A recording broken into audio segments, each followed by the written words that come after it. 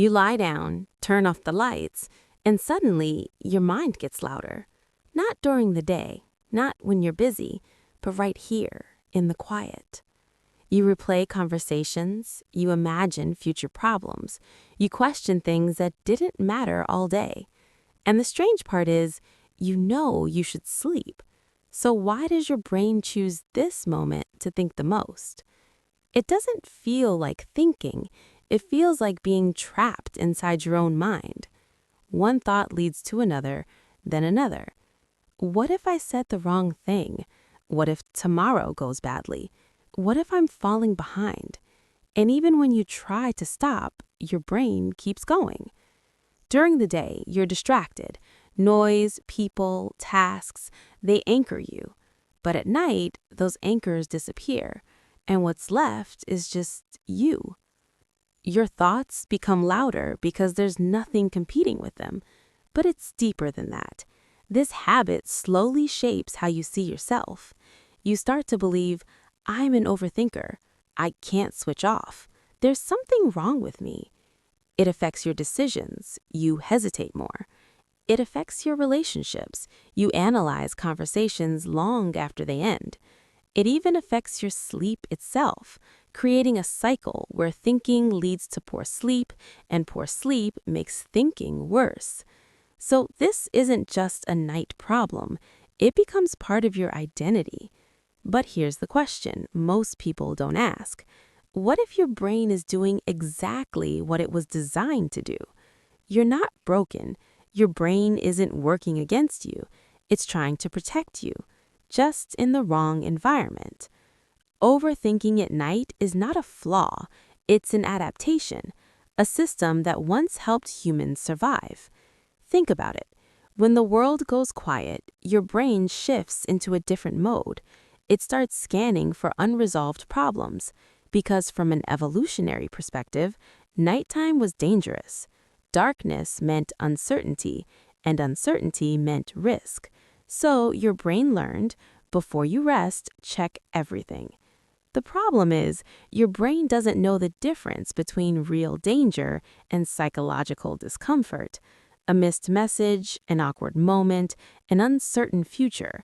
To your brain, these can feel like threats, so it keeps analyzing, not to harm you, but to prepare you. But something changes at night, something that makes this system spiral. At night, your brain shifts into what psychologists call the default mode network. This is the system responsible for self-reflection, memory replay, and imagining the future. During the day, it's balanced by task-focused networks, but at night, those task systems go offline, and the default mode takes over. Here's the problem. The default mode network doesn't just think, it wanders. It connects unrelated thoughts. It revisits emotional memories. It simulates possible futures. Now, combine that with another system, your brain's threat detection center. When you're tired, this system becomes more sensitive, so neutral thoughts start feeling negative, uncertain thoughts start feeling dangerous, and your brain tries to solve them over and over. A simple mental model. Your mind at night is like a security guard in an empty building. During the day, there's activity, people coming and going. But at night, the building is silent, so the guard becomes hyper-aware. Every small noise feels important. Every shadow looks suspicious. So he keeps checking, walking the same hallways, again and again. That's what your brain is doing, not because something is wrong, but because it has nothing else to monitor. And without direction, it loops. But here's the part most people miss. You don't need to stop the guard. You need to give him a better job. First, externalize the loop.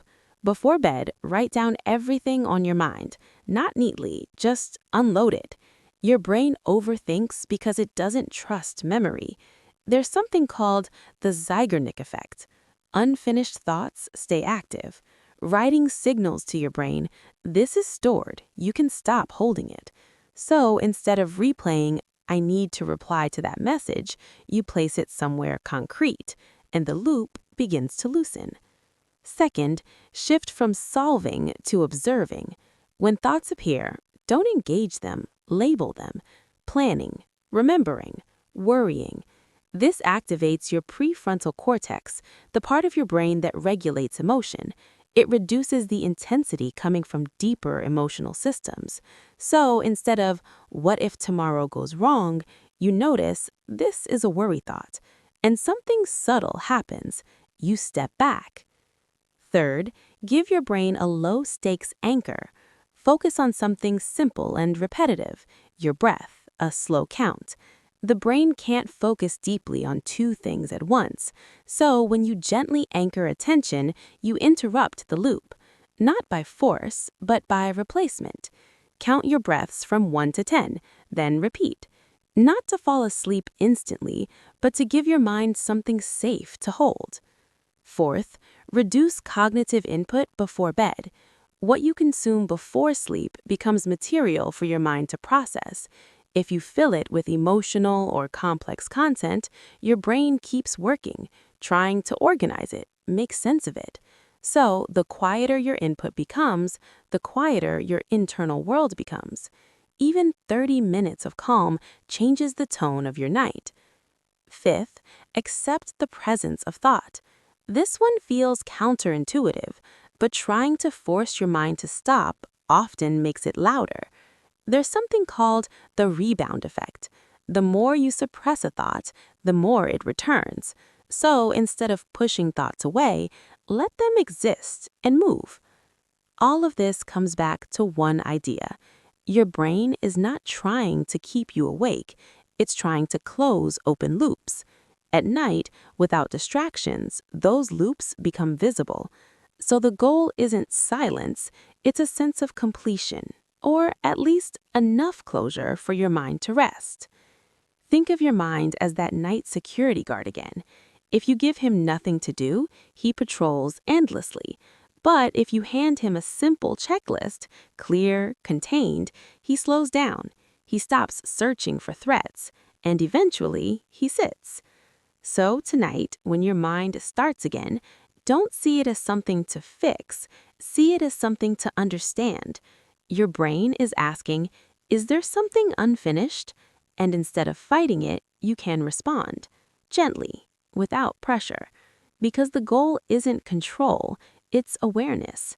And when you understand what your brain is trying to do, even the noise begins to soften, not disappear, just lose its urgency. And maybe that's enough.